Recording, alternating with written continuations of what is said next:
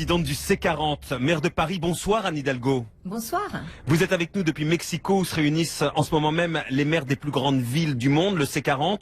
Vous venez tout juste d'ailleurs de prononcer votre premier discours en tant que présidente. Un sommet marqué par l'ombre de Donald Trump qui a dit que le réchauffement climatique était un canular inventé par la Chine. Vous êtes inquiète ? Alors c'est vrai qu'on parle beaucoup de ces sceptiques, que ce soit Donald Trump ou d'autres, mais ici nous sommes réunis environ 90 maires des plus grandes métropoles mondiales. Nous représentons 650 millions d'habitants, un quart de la richesse économique mondiale.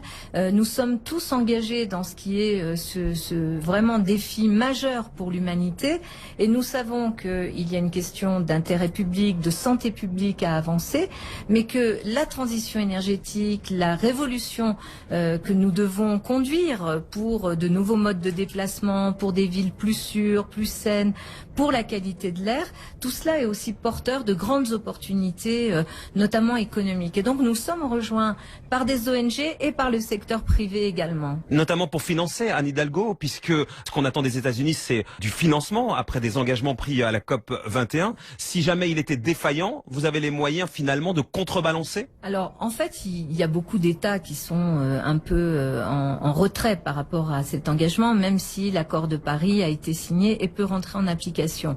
Ce financement-là, on va le chercher. Il y a beaucoup de fondations qui aujourd'hui viennent apporter leur soutien aux villes, mais nous avons besoin vraiment d'abord que les maires aient plus de liberté, plus de capacité à accéder directement à ces fonds verts qui existent aujourd'hui, et plus de capacité à mettre en œuvre ces actions, parce que c'est une course contre le temps maintenant. Et donc j'ai lancé aussi un appel à la finance internationale pour qu'ils viennent investir dans nos villes, parce que les grandes villes du monde sont les lieux sûrs pour l'investissement, et pour cet investissement qui lui-même sera générateur également de nouveaux marchés, de nouvelles opportunités économiques et d'emploi. On entend ça. Alors, mais justement, très concrètement, vous avez interdit le diesel pour 2020 à Paris, absolument. donc dans 4 ans. Est-ce que vous comptez convaincre d'autres villes dans votre sillage ? Écoutez, demain, on va lancer une déclaration avec les grandes villes qui s'engagent à interdire le diesel à partir de 2025 pour la plupart d'entre elles. Vous savez, j'entends parfois des gens qui nous disent c'est pas maintenant, faut continuer, laissons à la voiture encore sa chance, à la voiture diesel, à la voiture polluante. Ça n'est plus possible, ça ne peut plus fonctionner comme ça. Il y a une urgence climatique, et les responsables politiques notamment qui aujourd'hui peuvent agir se rendraient coupables de ne pas agir. Mais pourquoi ne pas forcer les constructeurs à cesser de fabriquer des moteurs diesel plutôt que d'interdire donc les usagers, mais forcer les constructeurs à cesser de fabriquer les moteurs diesel? Au moins, ça serait à la source. Et vraiment, c'est ça la bonne piste. D'abord, il y a un lobby du diesel qui continue à s'activer pour faire en sorte que la Commission européenne, par exemple, accepte des normes qui sont des normes contraires à la santé publique. Je me bats contre ça. D'ailleurs, avec 4000 citoyens européens et une vingtaine de maires, on a porté une action collective, une class action contre la Commission européenne. Mais je fais en sorte aussi, et là par exemple à l'échelle européenne, nous nous sommes retrouvés avec des maires européens pour lancer des commandes de véhicules dont on a besoin pour nos villes, en mettant dans les cahiers des charges le fait qu'il faut que ce soit des véhicules propres et l'interdiction du diesel. Anne Hidalgo, pendant que vous êtes à Mexico, c'est un peu la guerre à Paris sur le dossier des voies sur berge, rive droite, désormais piétonne. C'est une bataille de chiffres d'ailleurs entre vous et Valérie Pécresse. Vous avez reçu une lettre de 168 maires de banlieue parisienne en colère.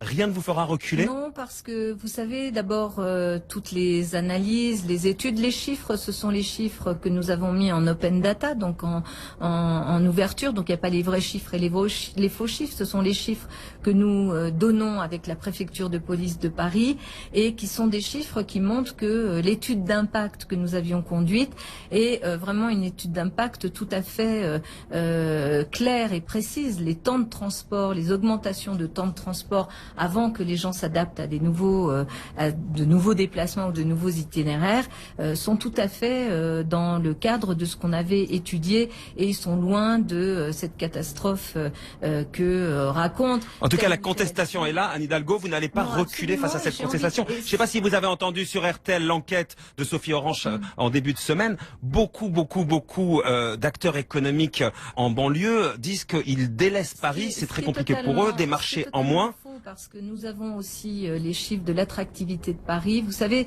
moi j'ai envie de dire à Valérie Pécresse, parce qu'elle est en train de partir là dans une espèce de folie politicienne qui n'a pas de sens. J'ai envie de lui dire que on l'attend. Moi je l'attends. J'ai besoin qu'elle prenne ses responsabilités, notamment pour accroître les transports collectifs en Île-de-France, pour permettre. Vous savez, on a le réseau de métro et de transport en commun le plus puissant au monde.